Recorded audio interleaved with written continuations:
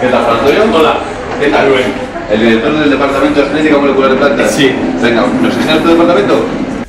Bienvenidos a Tendencias 21. Estamos en el Centro Nacional de Biotecnología, centro asociado del CSIC. Más concretamente estamos en el Departamento de Genética Molecular de Plantas, con Juan Antonio García, que es su director. Buenas, Juan Antonio, ¿qué tal? Hola, ¿qué hay? Me gustaría que comenzáramos esta entrevista explicándonos cuál es la actividad de este departamento, a qué se dedica y qué significa la genética molecular de plantas. Bueno, el laboratorio es bastante multidisciplinar dentro de un enfoque común, que es el estudio de la biología de plantas superiores, con el objetivo de aprender aspectos de cómo funcionan estas plantas que puedan ser aprovechados para mejoras de cultivos, para otros abordajes biotecnológicos, como puedan ser producción de cosas en plantas, etcétera, ¿no? Vale. ¿Y vosotros habéis tenido habéis tenido algún resultado de investigación que haya tenido una aplicación directa que se haya podido beneficiar la sociedad de alguno de los resultados científicos que habéis desempeñado aquí?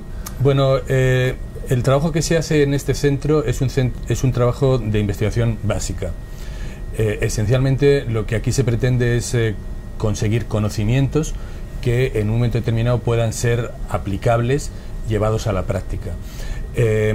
Esa última etapa, que es una etapa en donde una gran cantidad de conocimiento después se traduce en un número pequeño de aplicaciones, no es realmente el objetivo de este centro, y nosotros no hemos llegado a esta aplicación, aunque en las entrevistas que tendrás con gente del departamento verás que algunas de las investigaciones a las que hemos investigado, donde los resultados que hemos obtenido tienen una aplicación a corto y medio plazo, que están ahora mismo siendo investigados de qué manera se puede realizar esto, ¿no? Vale. Y dentro del departamento, tú como director, que nos puedes dar un enfoque general, ¿qué líneas de investigación nos podemos encontrar en este grupo de investigación? Sí, aquí en principio, como te digo, el abordaje es bastante general, o sea, no estamos enfocados en un tema en concreto.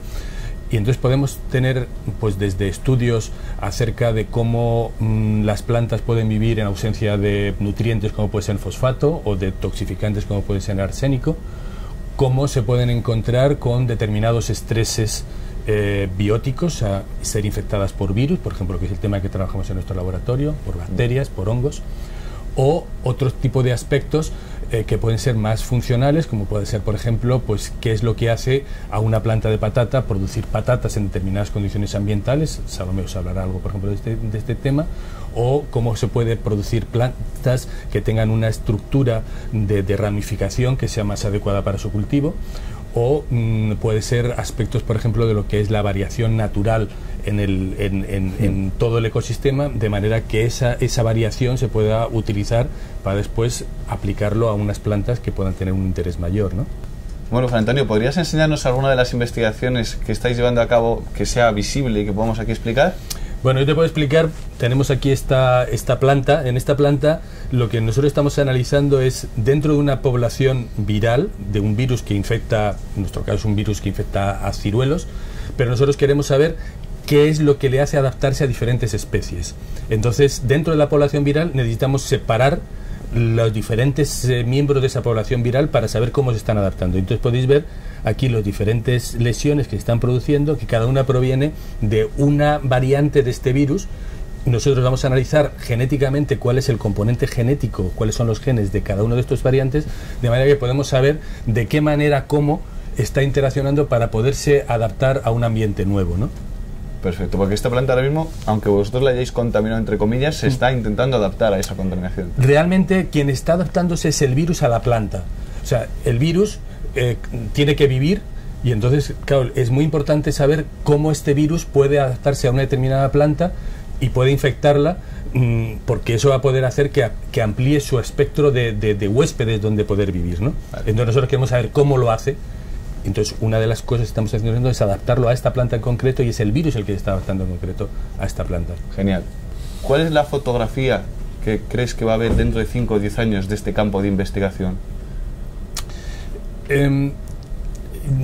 Yo diría que un control en el campo en concreto nuestro, un control mejor, un conocimiento mejor de cómo las plantas responden a determinado tipo de estreses, y de qué manera es posible alterar en nuestra voluntad ese tipo de respuesta, de manera que se pueda hacer más eficaz a los requerimientos que uno tenga, ¿no? Claro, y poder tener plantas en cualquier ecosistema, aunque no sea factible. Exactamente, exactamente. Por ejemplo, pues en cuestiones de cambio climático, claro, pues es importante todo lo que es la respuesta de la planta en temperaturas distintas. Por ejemplo, en el caso nuestro, que trabajamos con virus, es distinto. Cuando tenemos una temperatura, tenemos otra temperatura. Entonces, ese conocimiento de cuáles son las bases de cómo está sucediendo eso y la forma en que nosotros podemos responder a esos cambios para poder hacer unas plantas más adecuadas a las circunstancias que nos interesen,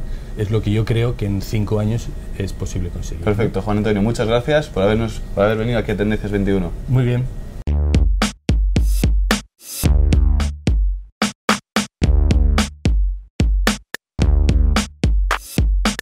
Nos encontramos con Pilar Cubas, jefa del grupo de análisis de desarrollo de yemas axilares. Buenas, Pilar, ¿qué tal? Hola, buenos días. Me gustaría que comenzáramos explicando qué son las yemas axilares a nuestros espectadores de Tendencias 21. Bueno, pues las yemas axilares son unas estructuras que se encuentran en la base de todas las hojas de todas las plantas y que son los primordios de las ramas. Estas yemas pueden estar durmientes durante largos periodos de tiempo, pero en ciertos momentos la planta decide que tiene que activar esas yemas y producir una rama. Esta es la decisión que estamos estudiando, qué genes son los que controlan esa decisión. Y digamos que este estudio de las yemas axilares tiene algún tipo de aplicación aparte de conocer más este tipo de funcionamientos dentro de las plantas. Sí, tiene una aplicación muy clara que es controlar la arquitectura final de la planta. Una planta que tiene muchas yemas axilares activas va a producir muchas ramas, por lo tanto va a dar lugar a una planta muy ramificada. Por el contrario, una planta en la que las yemas axilares están durmientes va a crecer sobre todo en vertical y va a tener una estructura poco ramificada. Digamos que entonces nosotros con el estudio de esas yemas axilares podríamos alcanzar un nivel en el cual podríamos modificar el crecimiento de la planta. Efectivamente, y sobre todo su patrón final, su arquitectura. Pueden ser plantas más redondeadas, más arbustivas o plantas más altas que solo crezcan en un único eje. Y dentro del grupo de investigación que tú diriges, ¿habéis alcanzado en los últimos años algún descubrimiento relevante? Sí, bueno, hemos caracterizado sobre todo el gen que es responsable de esta decisión. Es un gen que se activa o se inactiva exclusivamente en las yemas axilares, es como un interruptor del crecimiento. Entonces, cuando este gen está activo, las yemas no crecen. Cuando el gen está inactivo o apagado, las yemas crecen y se puede dar lugar a una rama. Me gustaría que nos contaras qué tipo de compañías se acerca a vuestro grupo de investigación y sobre todo, ¿qué es lo que os suelen pedir? Pues a nosotros se ha acercado una compañía, por ejemplo, de semillas que trabaja con tomate y a la que le interesa evitar que las ramas laterales crezcan en el momento de la maduración de los frutos. Cuantas menos ramas laterales produzcan las plantas, más recursos se van a emplear en la maduración y en el crecimiento de los tomates. De hecho, la poda es una de las actividades que requiere más recursos durante, digamos, el manejo de los tomates. Entonces, esta compañía está interesada en uno de los genes que nosotros hemos descubierto y que hemos patentado, y cuya utilidad sería suprimir la ramificación, consiguiendo que este gen se ponga en marcha en el momento en que nos interese para suprimir la ramificación. Entonces esta compañía ha licenciado los usos o las aplicaciones de este gen. O sea que digamos que reduce costes y además tiene mayores beneficios en cuanto a la infraestructura del tomate, o sea, llegan más recursos al tomate. Muchas gracias, Pilar, por habernos explicado en Tendencias 21 a qué se dedica vuestro grupo. Nada, un placer. Gracias.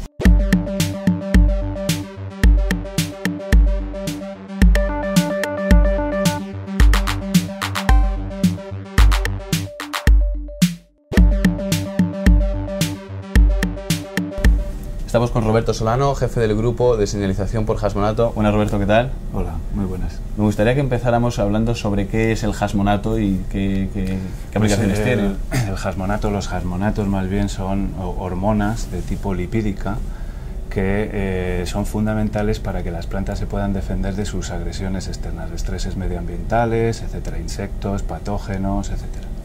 Vale, y por ejemplo, la hormona del Hasmonato, si hay un insecto que estuviera atacando un árbol... O sea, lo que hace un insecto cuando va a atacar una planta es que la propia mordedura del insecto libera ácidos grasos de las células, de las membranas celulares, y esos ácidos grasos las células los transforma en ácido jasmónico, que es el principal jasmonato, ¿no? Y ese a su vez en la hormona activa. Esa hormona activa va a difundirse por toda la planta y, digamos, avisar al resto de células de la planta que le está atacando un insecto, ¿no? Ese aviso hace que las distintas células activen la síntesis de productos tóxicos para el insecto y así se defiende la planta. O sea, que también la planta es capaz de diferenciar qué tipo de amenaza, ¿no? Si puede ser un insecto o puede ser una condición atmosférica que esté en contra de la planta. Sí, en función del tipo de estrés que ataca la planta, digamos que la firma de ese estrés va a ser distinta y la planta va a activar distintos conjuntos de moléculas señalizadoras que determinan qué tipo de respuesta va a ser más adecuada para el tipo de estrés patógeno, insecto, estrés medioambiental, etcétera, que le está atacando concretamente a la planta. O sea que la planta en realidad sabe percibir perfectamente cuál es el tipo de ataque que tiene en cada momento. Y digamos que podríamos ampliar el límite de influencia del Hasmonato, es decir, si por ejemplo las condiciones atmosféricas tienen una temperatura máxima a la que puede aguantar la planta o una temperatura mínima, con el Hasmonato podríamos aumentar esa temperatura y hacerla más resistente. Bueno, de hecho, una de las cosas que estamos intentando iniciar ahora es que precisamente por el cambio climático, el aumento de temperatura que se espera en las próximas décadas, las plantas van a sufrir mucho, van a restringir el tipo de ambiente en el que se van a poder desarrollar, ¿no? Y precisamente lo que estamos empezando a ver es que el Hasmonato es una de las hormonas que también media ese tipo de estrés, el estrés a altas temperaturas, ¿no? Entonces, entender cómo funciona el Hasmonato y modificar, digamos, la eficiencia de la hormona es fundamental para que las plantas se puedan adaptar a ambientes digamos de mayores temperaturas o, igual que ahora intentamos, ambientes pues digamos con determinados estreses ambientales. La temperatura es uno de ellos y el cambio climático incide en esto de una forma fundamental. ¿Y hay algún descubrimiento que este grupo de investigación haya hecho en los últimos años que sea importante y que haya que destacar? Pues sí, llevamos aproximadamente 15 años trabajando en este tema y hemos hecho algunos descubrimientos bastante interesantes, ¿no? El más importante de todos es la identificación del correceptor de Hasmonatos. El correceptor está formado por dos moléculas distintas y una de ellas es la que descubrimos en 2007 y ese descubrimiento fue muy importante porque permitió avanzar mucho más rápidamente. El hecho de que ahora conozcamos el correceptor de Hasmonatos permite probar hipótesis de una forma muchísimo más rápida que obviamente antes, que no sabíamos exactamente los componentes moleculares que percibían la hormona, ¿no? También hemos hecho otros descubrimientos como por ejemplo factores de transcripción, que son los que activan la expresión de genes una vez que la hormona ha sido percibida por su correceptor. También descubrimos cuál era la forma bioactiva de la hormona. O sea, después de 40 años desde que se conoce el primer Hasmonato, ¿no?, que fue el ácido jasmónico, pues sabíamos que el ácido jasmónico no era la molécula bioactiva, no es la molécula que se une al receptor y activa las respuestas. Y en esos 40 años pues no se había avanzado en saber cuál es esa molécula, y en 2009 descubrimos la molécula química que se une al receptor. Y eso también fue un avance importante porque permite saber, o sea, no solo conocer la molécula, sino ser capaces de modificarla para desarrollar aplicaciones biotecnológicas, ¿no? Por ejemplo, claro, hace un año patentamos una modificación de un análogo de Hasmonatos que lo que hace es bloquear el receptor, ¿no? Y al bloquear químicamente ese receptor somos capaces de mejorar la defensa de las plantas por diversas razones, ¿no? Entonces, conociendo los componentes y conociendo la hormona, claro, es como vamos a ser capaces de modificar esos componentes para optimizar su función. Muchas gracias, Roberto, por habernos dedicado un tiempo a Tendencias 21 y por habernos explicado a qué se dedica vuestro grupo. Muy bien, muchas gracias a vosotros.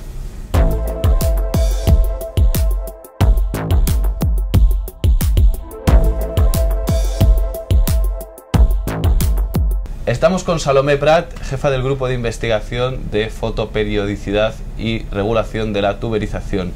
¿Qué tal, Salomé? Hola, ¿qué tal? Cuéntanos, ¿a qué se dedica este grupo con un nombre un tanto complicado? A ver, la fotoperiodicidad, aunque suena complicada, es la propiedad que tienen las plantas de percibir las horas de luz que reciben a lo largo del día. ¿Eso que les permite? Les permite anticiparse a la llegada de las distintas estaciones del año. La planta sabe perfectamente que se aproxima la primavera y florece. Vemos que en primavera hay cantidad de flores en el campo. Sí. Nosotros nos hemos centrado en una regulación que depende de las horas de luz y que tiene una aplicación muy importante en alimentación, que es la formación de tubérculos de patata, la tuberización. La tuberización sería. ¿Qué son los tubérculos de patata? Pues para la planta le sirven como un sistema de propagación vegetativa, o sea, cuando se aproxima el invierno, forma esos órganos que permanecerían en el suelo y a la siguiente primavera brotarán y formarán una nueva planta, como nos pasa en la cocina cuando los guardamos mucho tiempo. Sí. Entonces, para esos tubérculos, como darán lugar a una futura planta, tienen gran cantidad de reservas que alimentarán a esa planta y por eso son muy importantes en alimentación. ¿Cuáles son las aplicaciones de las investigaciones que vosotros estáis haciendo? Vale. La patata viene de Sudamérica, ¿vale? De la región de los Andes. La trajeron a Europa los españoles, precisamente. Entonces, estas plantas son características de zonas altas montañas en la zona del Ecuador, o sea, están acostumbrados a 12 horas de luz y 12 horas de oscuridad. Cuando las hemos traído a Europa, ¿qué pasa? Que las estamos intentando crecer en unas longitudes del día muy distintas a las originarias y eso hace que no formen tubérculos en según qué condiciones o que cuando los forman ya el clima es demasiado frío. Lo que estamos intentando entender cómo se regula y de esa manera, cuando lo entendemos bien, podemos conseguir tener variedades que son capaces de tuberizar en condiciones de días muy largos o temperaturas elevadas, porque como te dije, los tubérculos sirven para sobrevivir al invierno. Claro. O sea que los días cortos y las bajas temperaturas inducen la formación de esos órganos. Si nosotros los cultivamos aquí en verano, no recogeremos patatas. ¿Y vuestro grupo de investigación orienta la investigación a conseguir ampliar la franja o el rango de posibilidades de cultivar en situaciones que previamente era inviable? Bueno, nosotros hemos llegado a identificar cómo la planta mide las horas de luz. Sabemos que la mide a través de las hojas y sabemos que esas hojas sintetizan una señal que es transportada a la parte subterránea e induce la formación de los tubérculos. Esa señal es una proteína y como la hemos identificado, si sobreexpresamos esa proteína, la planta es capaz de formar tubérculos en cualquier condición, incluso a temperaturas elevadas. Claro. ¿Y este grupo de investigación ha detectado o ha llegado en los últimos años algún descubrimiento interesante a nivel mundial? Bueno, estamos trabajando en colaboración con varias empresas mejoradoras de patata y ellas están muy interesadas en conseguir patatas que sean más tolerantes a altas temperaturas. La planta de patata crece de forma más saludable o más fuerte a 17 grados. En cuanto subimos las temperaturas, eso es un problema y actualmente, debido al cambio climático y al aumento paulatino de la temperatura ambiente, el rendimiento se espera que se reduzca muchísimo. Bueno, con las plantas que hemos generado que sobreexpresan esa señal, mantienen un rendimiento muy elevado de tubérculos por encima de 28-30 grados y son idóneas para el crecimiento en zonas cálidas como norte de África. En la India están muy interesados en este desarrollo, así como en China.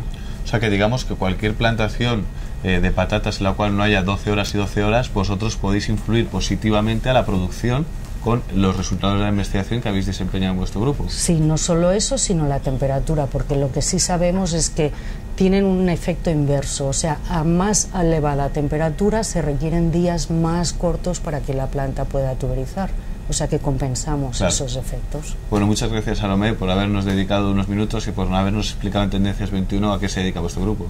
Venga, gracias.